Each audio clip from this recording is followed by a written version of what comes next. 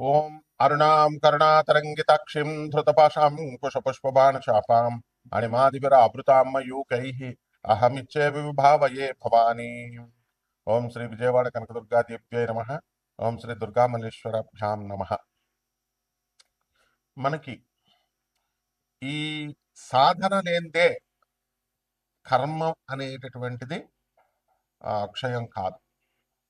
ప్రతి ఒక్కళ్ళు కూడా చూడండి, ఆ, పాత తరం నుంచి ఏ గాయత్రి మంత్రం అనుష్ఠానము, లేకపోతే లలితా సహస్రము, విష్ణు సహస్రము, ఏదో ఒకటి ఒక ఉపాసనా దేవతని ఉపాసిస్తూ మరి వీళ్ళంతా కూడా ఆ ముందుకెళ్ళేవారు. జాతక ఫలాలు రావాలంటే ఈ మధ్యకాలంలో ఏమైపోయిందంటే, ఏమండి యూట్యూబ్లో చెప్పే జ్యోతిష్కుల కంటే మేమే బెటర్ అండి అని కస్టమర్స్ వీళ్ళు చాలా ఆస్ట్రాలజీని చాలా ఈజీగా తీసుకుంటున్నారు. లేకపోతే పొట్టి శ్రీరాములు యూనివర్సిటీకి వెళ్ళి నేర్చేసుకుంటాం, లేకపోతే ఇంకో చోట ఎక్కడో మేము ఎంఏ ఆస్ట్రాలజీ చేసాం. ఇవన్నీ ఏమి కుదరవండి. జ్యోతిష శాస్త్రం అనేటటువంటిది ఒక గురు పరంపరలో రావాలి. ఋషులందరూ ఏ ఎంఏ ఆస్ట్రాలజీలు అవి ఇవి యూనివర్సిటీల్లో చేయించారా వాళ్ళ శిష్యులకి? కాబట్టి జ్యోతిష శాస్త్రాన్ని ఒక చుక్కాని లాంటిది. ఇది మనం పూర్వజన్మ చేసినటువంటి కర్మల్ని, మరి ఇప్పుడు రేపు అనుభవించబోయేటటువంటి కష్టాల్ని, సుఖాల్ని, వీటిలన్నిటిని కూడా అది చూపించి మార్చుకో నువ్వు అని చెప్తుంది. అయితే దాన్ని ఫలదీపికను తీసుకొచ్చి ఈ రెమెడీస్ చేస్తే ఇలా అయిపోద్ది, ఆ రెమెడీస్ చేస్తే ఇలా అయిపోద్దని అతిగా ప్రచారం చేయడం వల్ల మొత్తం ఉన్నది పోయే, ఉంచుకున్నది పోయే అన్నట్టుగా జ్యోతిష శాస్త్రంలో దానిపైన ఆ శాస్త్రం మీద నమ్మకం పోగొట్టేశారు. కాబట్టి మొట్టమొదటిగా ఏంటంటే జ్యోతిష శాస్త్రం అనేటటువంటిది నేర్చుకుంటే వచ్చేది కాదు. ఇది ఫస్ట్ పాయింట్. ఎవరైతే ఎంఏ ఆస్ట్రాలజీలు చేసాము, లేకపోతే ఈ చేసాము అని వాళ్ళని చూసి మేము కూడా చేసేస్తామని అనుకోవడం, అది కేవలము మూర్ఖత్వమే అవుతుంది. గురు పరంపరలో సాధనా పరంగా రావాలి. మా గురువు గారు మధు కృష్ణమూర్తి శాస్త్రి గారు మొత్తం యావత్ ప్రపంచంలోనే #1 జ్యోతిష్కులుగా, ఇండియన్ ఆస్ట్రాలజికల్ సొసైటీకి ప్రెసిడెంట్గా, రాజమండ్రిలో ఆయనకి తిరుగులేనటువంటి పేరు ప్రపంచం అంతా. Shakuntala Devi last 10 years world human computer ఆమె రావడము, మేము ఉమారామలింగ కళ్యాణ మండపంలో జ్యోతిష సదస్సులు పెడితే అక్కడికి రావడము, ఆమె ఆమెకు మేము మా గురుగారు మొత్తాలు పెట్టడం ఇవన్నీ చేసేవారు. అలాగే బెంగళూరు వెంకటరామన్ గారు వీళ్ళంతా కూడా వచ్చేవారు. అది మా గురుగారి సర్కిల్. అది గురు పరంపరగా రావాలి. అలాగే ఈ సాధన అనేటటువంటిది ముఖ్యం. ఎవరో ఒక దేవత లేకపోతే జ్యోతిష శాస్త్రం ఫలించదు, ప్రిడిక్షన్స్ చెప్పలేము. అలాగే మోడర్న్ సైన్స్ ని కూడా మనము దాన్ని బ్లెండ్ చేయాలి. ప్రాచీనమైనటువంటి ఈ ఋషి శాస్త్రాన్ని, ఋషిప్రోక్తమైన జ్యోతిష్ శాస్త్రాన్ని. అందువలన మనకి శంబాలా గ్రామం అని ఇప్పుడు ఈ మధ్యకాలంలో సినిమా వచ్చింది చూడండి మీరు. శంబాలా బై ముల్లపూడి సత్యనారాయణమూర్తి అని మీరు యూట్యూబ్లో చూడండి, కొడితే వస్తుంది. అందులో కాన్సెప్ట్ ఏమిటంటే the first landscape on the earth. మొట్టమొదటగా ఏర్పడినటువంటి భూభాగము బ్రహ్మదేవుడు సృష్టించిన దాంట్లో మొట్టమొదటి భూభాగం అని నేను చెప్తున్నాను. ఇప్పుడు వీడియోస్ అన్ని చూడండి. అందులో ఇప్పుడు మొన్న సినిమా శంబాలా సినిమా వచ్చింది కదా, మరి ఆ సినిమాలో same zoological survey of India మనకు సర్టిఫై చేసిందని నేను చెప్పాను అక్కడ. అది ఎక్కడండి? రాంచీ దగ్గర 120 కిలోమీటర్ల దగ్గర ఆనంద నగర్ అని గూగుల్ చేయండి, యూట్యూబ్లో చూడండి వస్తుంది. అక్కడ అదే శంబాలా నగరం, పురూలియా జిల్లా, వెస్ట్ బెంగాల్లో నేను చెప్పాను. అది మా గురువుగారు అయినటువంటి ప్రభాత్ రంజన్ సర్కార్, ఈయన ఎవరో కాదు, సుభాష్ చంద్రబోస్ మేనల్లుడు ఆయన. ఆయన చెప్పినటువంటి ఈ యొక్క శంబాలా గ్రామం, అక్కడ ఫాసిల్స్ తీసాం. ఫాసిల్స్ అంటే ఏంటంటే 1,00,000 సంవత్సరాల, కోట్ల సంవత్సరాల క్రితం పూలులు, డైనోసార్లు ఇవన్నీ కూడా ఉంటాయి. అవన్నీ రాకుగా, వాటి స్కల్స్ అన్ని కూడా రాకుగా మారతాయి, రాయిగా. అవన్నీ కూడా మేము లేక్ గార్డెన్స్ లో కలకటాలో మా గురువు గారి యొక్క ఆ మధుమైన్ షా అని మా గురువు గారి క్వార్టర్స్ లో ఇప్పటికీ ఉన్నది. ఇంటర్నేషనల్ ఎగ్జిబిషన్ అది. ఎలా అంటే కంప్లీట్ ఆనందనగర్ లో కూడా ఉన్నాయి. కాబట్టి ఇవి ఎలాగైతే స్వామి వివేకానంద గారు గాంధీ పోర్బందర్ గాంధీ ఆశ్రమం, మహాత్మా గాంధీ ఆశ్రమంలో ఎలాగైతే మీరు వెళ్ళి చూడగలుగుతారో అలా ఎగ్జిబిషన్ గా మేము పెట్టాం. కాబట్టి ఇది వరల్డ్ లోనే ఐక్యరాజ్య సమితిలో సభ్యత్వం ఉన్నటువంటి. అలాగే ఈ యొక్క ఆ ఈ అక్కడికి వెళ్ళి మనము ఈ ఫాసిల్స్ ని చూడొచ్చు అనమాట. అదే మీటిఆర్ కింద ఆకాశంలో నుంచి ఒక ఇంకొక ప్లానెట్ యొక్క భాగం పడినట్టుగా సినిమాలో చూపించారు. అలాగే దీన్ని సర్టిఫై చేసేది జులాజికల్ సర్వే ఆఫ్ ఇండియా అని చెప్పాను. ఇది భూభాగం సర్టిఫై చేసింది. అలాగే national NGRI, national geological research centre లో డిప్యూటీ డైరెక్టర్గా పనిచేస్తున్నటువంటి శ్రీవాత్సవ గారు, ఆర్యన్ అనే శ్రీవాత్సవ గారు, ఆయన మొన్నే రిటైర్ అయ్యారు సార్. సో ఎన్జిఆర్ఐ సర్టిఫైడ్ చేసింది మనం చెప్పాం. అదేవిధంగా ఈ సినిమాలో కూడా జియోలాజికల్ సర్వే ఆఫ్ ఇండియా, అదే మన జియోలాజికల్ సర్వే ఆఫ్ ఇండియా అధికారిని విక్రమ్ని మరి పంపించడం అనేటటువంటిది, స్టోన్ని చూడడం కోసం వెళ్ళడం, రీసెర్చ్ చేయడం చూపించారు సినిమాలో. అదేవిధంగా శంబాలా గ్రామంలో సాధన ఒక సుషుమ్నా నాడి అని చెప్పి వాళ్ళు ఏదో సినిమాటిక్ లాగా తీశారు. అయితే యాక్చువల్గా ఏం చెప్పబడిందంటే ఈ శంబాలా నగరంలో చేసేటటువంటి సాధన 100 రెట్ల కోట్ల రెట్లు ఎక్కువ ఫలితం ఇస్తుంది అని చెప్పారు. రామ రామ రామ అని దాని ముందు ఒక శ్రీ పెట్టేస్తే చాలు, కోట్ల రామ నామాలు జపించినంత ఫలితం వస్తుందని శ్రీరామ రామ రామేతి రమే రామే మనోరమే సహస్రనామ తత్తుల్యం, దానికి సమానము, తత్తుల్యం రామనామ వరాన్ని చెప్పింది. కాబట్టి శంబాలా గ్రామంలో చేసేటటువంటి సాధన వేల రెట్లు కోట్ల రెట్లు అధిక ఫలితం ఇస్తుంది. ఇది మనం చాలా మెచ్చుకోవాలి. ఎందువల్లంటే మనం చెప్పినటువంటి కాన్సెప్ట్ అప్పట్లో కూడా శక్తి సినిమాలో మెహర్ బాబా గారు, మెహర్ రమేష్ గారు జూనియర్ ఎన్టీఆర్ గారిని హీరోగా పెట్టినప్పుడు ఈ బెజవాడ కనకదుర్గమ్మ తల్లి కాన్సెప్ట్ నే మా గురువు గారు, ప్రధాన పూజారి అయినటువంటి బెజవాడ కనకదుర్గమ్మ దేవస్థానం అర్చకులు మన దత్తాత్రేయ శర్మ గారు ఆ స్టోరీ కాన్సెప్ట్ ఇచ్చారు. అప్పుడు నేను ఉన్నాను. అక్కడ కూడా ఏం చెప్తారంటే 18 శక్తిపీఠాలకి సమష్టి స్వరూపం విజయవాడ అని చెప్తాం మేము, బెజవాడ కనకదుర్గమ్మ దేవస్థానం. అలా 18 శక్తిపీఠాలకి సెట్లు వేసి అక్కడ ఈజిప్ట్ లో ఉన్నటువంటి వెలను వచ్చి ఒక స్తంభాన్ని ఒక మోడల్ వేశారు బెజవాడ దుర్గాదేవి గుడిలాగా, సమష్టి స్వరూపం లాగా. ఆ పీఠాన్ని ఇలా కొడితే అక్కడ అష్టాదశ శక్తి పీఠాలు కదిలిపోతాయి.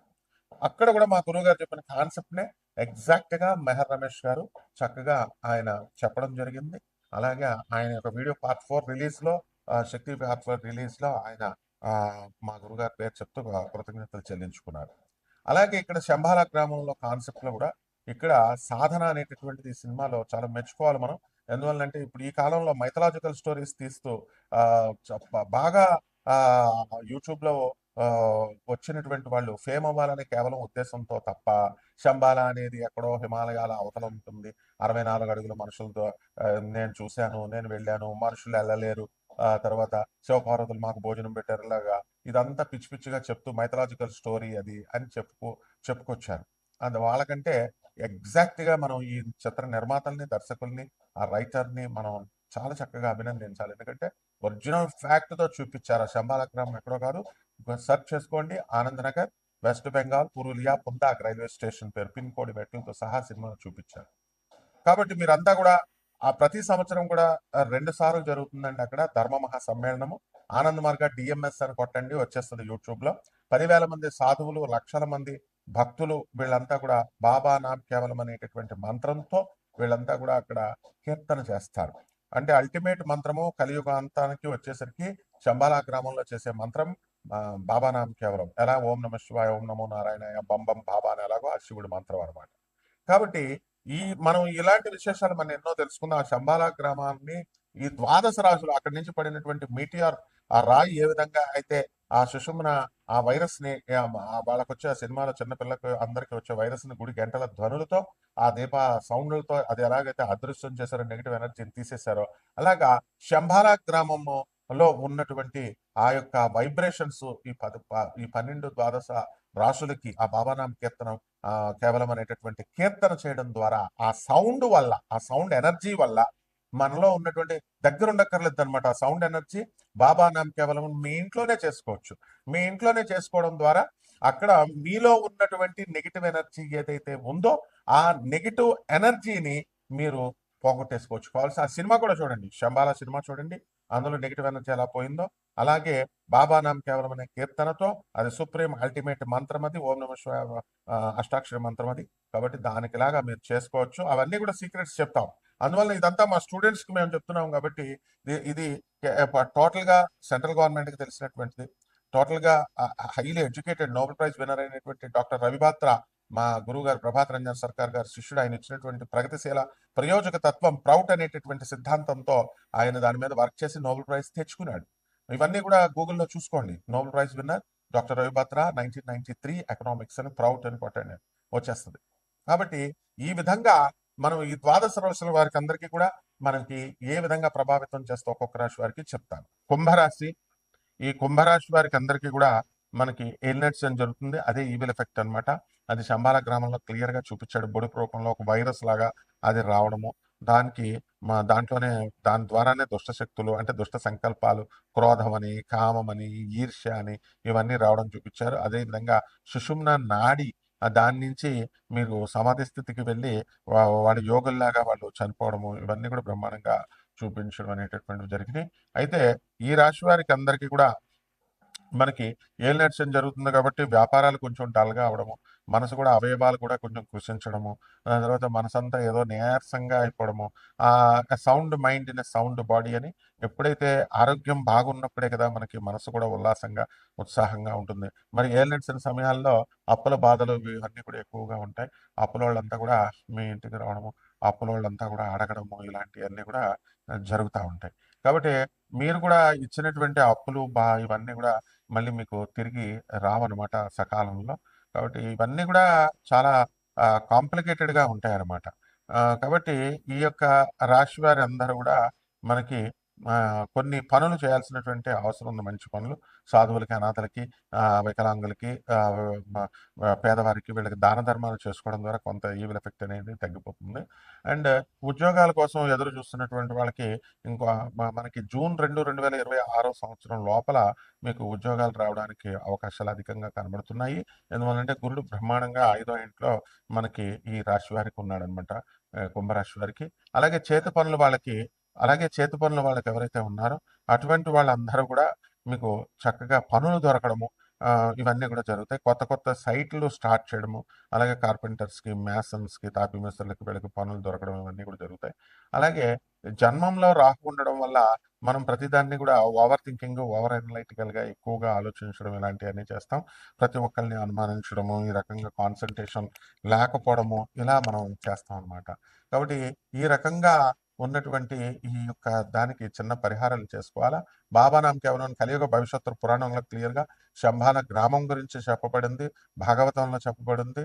మరి ఈ యొక్క మనం విష్ణు పురాణంలో చెప్పబడి ఉంది కాబట్టి చక్కగా ఈ యొక్క మంత్రం ఏంటంటే కలియుగ అంతానికి మంత్రము బాబానాం కేవలం అని ఇదే మనల్ని రక్షించగలుగుతుంది.